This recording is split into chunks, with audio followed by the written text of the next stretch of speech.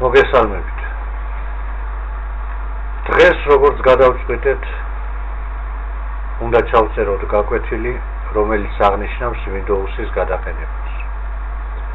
მართალია მე მიმაჩნია, რომ Windows-ის გადაყენებაზე გაკვეთილი ნაადრევია, რადგან ჯერ ბევრი გაკვეთილები ქონდა კიდევ გასავლელი სანამ Windows-ის გადაყენებამდე მივიდოდით, მაგრამ ის ხალხი, რომლებიც ძირითადად ელოდება ჩემ ვიდეო გაკვეთილებს და რომელთა ზაკაზითაც მე ამ ვიდეო გაკვეთილებს ვიწერ, მათი თხოვნით მე გადავწყვიტე, რომ ახლა Windows-ის გადაყენებაზე ჩავწერო გაკვეთილი. მას ასე დავიწყოთ გაკვეთილი, რომელიც დეტალურად აღწერს, როგორ უნდა გადავაყენოთ Windows. ჯერ მე ეს გაკვეთილი ჩავიწერე XP-ის გადაყენების თაობაზე, მეორე გაკვეთილი იქნება Windows 7-ის გადაყენება, მესამე Windows 8.1-ის და ალბათ მე ძალიან არ მომწონს Windows 10, მაგრამ მაინც Windows 10-ზე ჩავიწერთ გაკვეთილს და ნახეთ, ვისაც მოგეწონებათ შეგიძლიათ Windows 10 დააყენოთ თქვენ კომპიუტერზე და ისე ამონოთ. მე მგონია, რომ Windows 8.1 და Windows 7-ია მხოლოდ კარგი Windows-ები. ეს ვის როგორ, ვის საგემოვნება აქვს. კარგი, დავიწყოთ გაკვეთილი.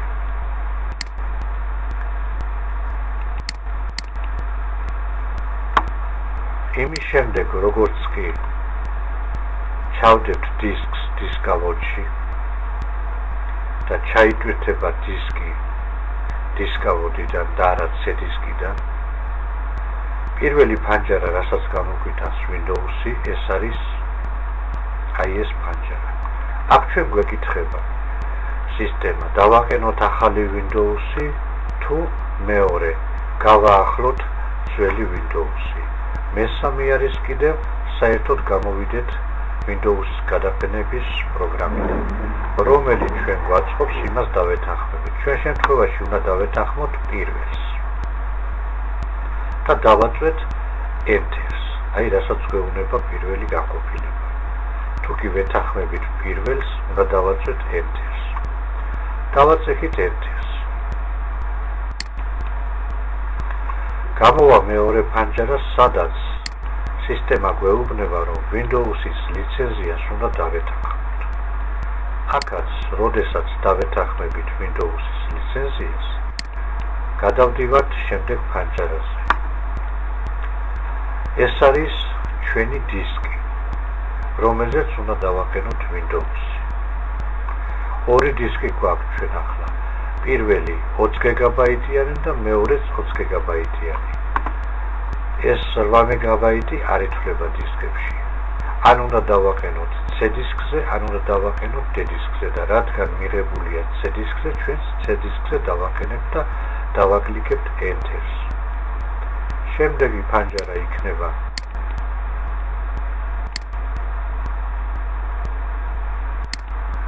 ეს ფანჯარა. იმის შემდეგ, როცა ავირჩიეთ ჩვენ უკვე C-დისკი Windows-ის დასაყენებლად, ახლა გვეკითხება სისტემა, ეს C-დისკი როგორ დავაფორმატოთ. სწრაფი NTFS ფორმატი გავაკეთოთ თუ ნელი NTFS ფორმატი. არის კიდევ სწრაფი FAT ფორმატი გავაკეთოთ თუ ნელი FAT ფორმატი. მე გირჩევდით, რომ გააკეთოთ პირველი, სწრაფი NTFS-ი. დავაკლიკებთ ამის შემდეგ, დაიწყება დაფორმატება დისკის. დაიწყო დაფორმატება დისკის. როდესაც ფორმატირება მორჩება, გამოგვიტანს ასეთ ფანჯარას, რომელიც ნიშნავს, რომ დაიწყო ხელახალი ჩატვირთვა. ხელახალი ჩატვირთვის შემდეგ მოხდება მოწყობილობების დაყენება. ასეთი მოწყობილობების დაყენება. აქ ჩვენ გვიჩვენებს, რომ ეს მოწყობილობა დაყენებულია, ეს განყოფილება გაკეთებულია, ეს განყოფილებაც გაკეთებულია და ჩვენ ახლა ვიმყოფებით აი ამ განყოფილებაზე. ესე იგი დაგვრჩა ეს და დაგვრჩა ეს. ესეც რომ გავა, ესე იგი დარჩენილია 10 წუთი დაყენებამდე. თავიდან 39 წუთი იქნება აქ ნაჩვენები. ახლა 10 წუთია დარჩენილი. ესეც რომ გავა,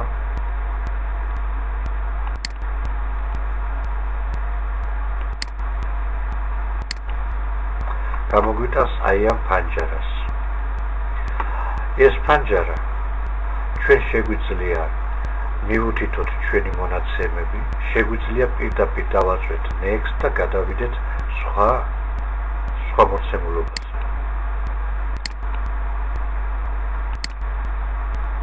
აი აქ ჩავწერთ ნებისმიერ სახელს და ნებისმიერ დაწესებულებას. მნიშვნელობა არ აქვს. თქვენ რომელსაც ისურვებთ ისე ჩაწერეთ.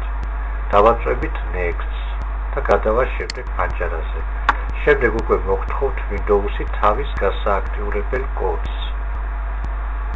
Windows გააჩნია თავისი key, რომლის შეყვანის შემთხვევაშიც გააქტიურდება Windows-ი და მოგეცემათ საშუალება ბოლომდე დააყენოთ Windows-ი.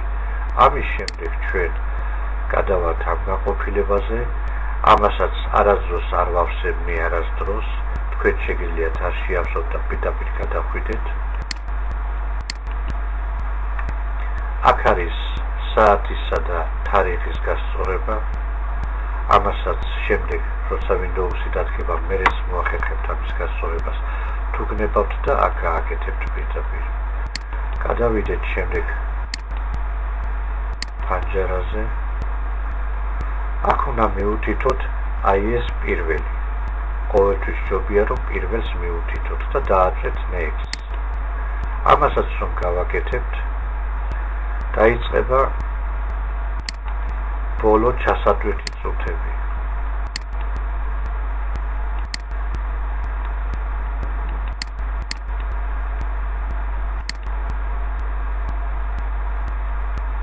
გადაიტვირთება კომპიუტერი და დავინახავთ რომ გამოჩნდა ახალი Windows-ი. როგორც ხედავთ Windows-ი იტვირთება.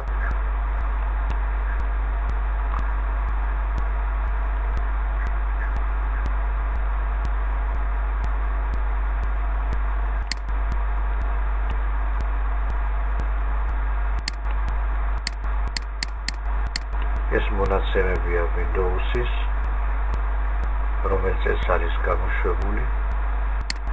ეს არის უკვე ჩვენი დესკტოპი, რაც იმას ნიშნავს, რომ ჩვენი Windows-ი დადგა. ამის შემდეგ ჩვენ დაგვჭირდება ცალკე დრაივერების ჩატვირთვა და ცალკე იმ პროგრამების ჩატვირთვა, რაც ჩვენ გვინდა. გისურვებთ წარმატებებს.